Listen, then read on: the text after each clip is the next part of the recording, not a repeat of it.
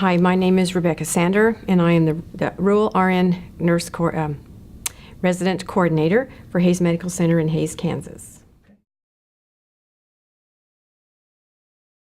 My history with simulation goes back about 8 years with the Sim Man when he first came out, and I've been in nursing education. And our school happened to be the first one in Kansas to get the Sim Man, the high fidelity Sim Man. So I've had some experience with that, and just recently I took a new position as the rural residency coordinator at a hospital, the Hays Medical Center, who have no Sim.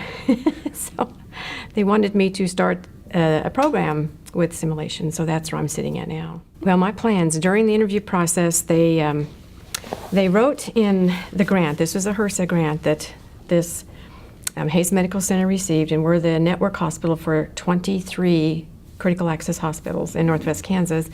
And Hays Medical Center was having a residency program for their new grads, and the CAW hospitals wanted one too, but they really couldn't do that. So the hospital wrote a grant, and part of that grant was simulation, but they didn't have a mannequin in-house. So what I was challenged to do was to incorporate some simulation into that residency program, that transition to practice from school to new grad. So I used neighboring schools' equipment, and the one I had access to was the VitalSim.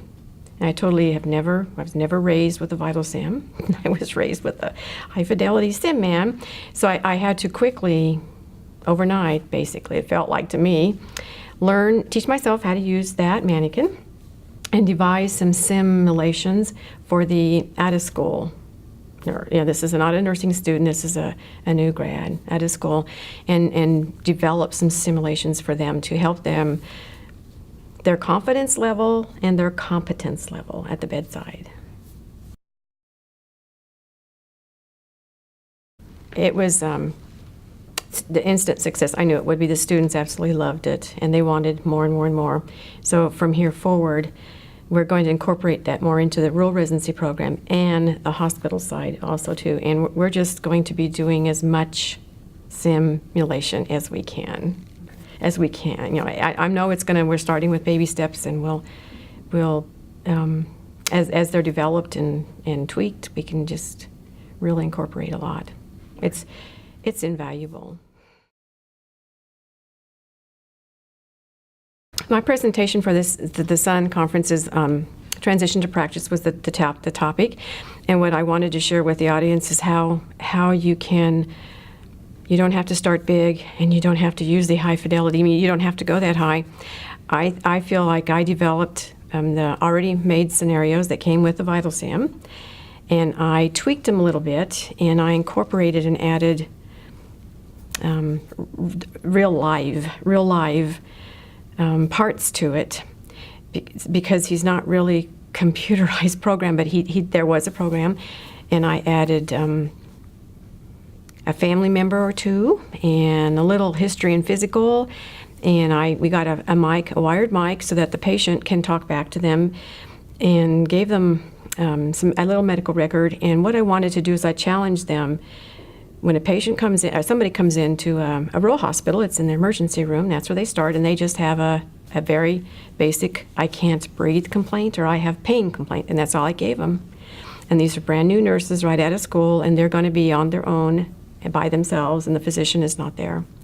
So I challenged them in about a 20-minute time frame using the external data and the program, and family members and meds and shoe boxes and whatever was real in the real world.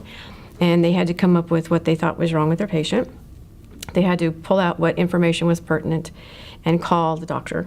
And then we just proceeded with that from there. Sometimes the patients went back home, sometimes they were admitted or they were transferred out. It just kind of depended. And we had 7 different diagnoses, and it went very well. It really challenged them at the bedside. I noticed in nursing school, and I think those that work with transition to practice programs or residency to practice programs, when they're in school, they work as groups with scenarios, and with sim scenarios, they work as a group. And so the weak student can sometimes is hidden in the group because someone can think for them as a group. But this one, they were by themselves, and they had to think for them by themselves, and that was very challenging. And so we could pick out a strong nurse or a weak nurse, or they themselves had a good self-inventory of their own, because they didn't know that, because until they're on their own. And this was a safe environment, so if they misdiagnosed or they made mistakes, it was a very safe environment to correct that. And since we debriefed as a group, because I didn't have videotaping, I didn't have my debriefing room, I didn't have any of that. I just had a mannequin on a bed. So we grouped out loud. We debriefed out loud, and I think that everybody valued from every single 7 different kind of diagnoses, and they all walked out of that day learning. It was invaluable learning for each one of them, even though they just did it one at a time.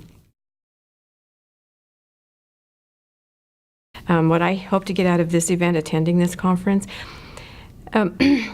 actually, every time I do attend something, you come home with lots of good ideas, lots of better ideas.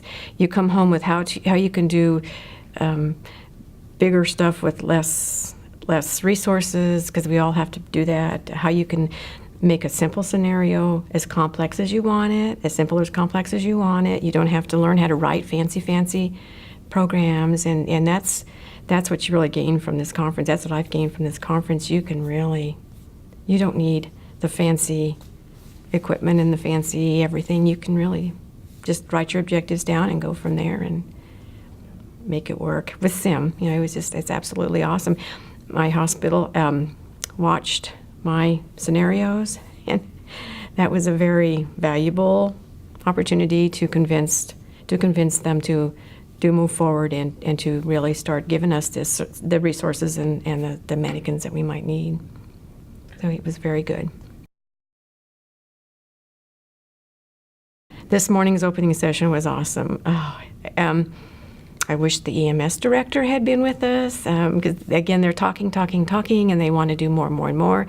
And I think a stumbling block for everybody is they think they have to have the fancy, incredibly huge productions and equipment and people and actors and programs, and you don't. And this morning was just a good example of it doesn't take much to have an outstanding scenario and outcome. So we're going to have her watch that when we get back. I don't know, I have to think about that a while, because I have attended several simulation conferences, but by far the Sun is the best. And I like that there's a lot of real-life demonstrations of how simulation can be utilized. Multi-team, multidisciplinary, I know that's where we're going, is multidisciplinary, multi-team, and this morning was definitely multidisciplinary. So I guess just to kind of keep down that road.